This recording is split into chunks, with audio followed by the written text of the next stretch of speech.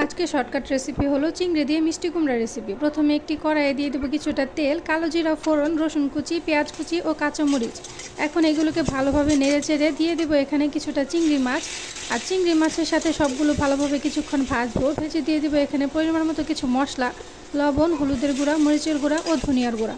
এখন মাছগুলো মশলার সাথে খুব ভালোভাবে কিছুক্ষণ কষিয়ে দিয়ে দিব মিষ্টি কুমড়া টুকরো টুকরো করে কাটা।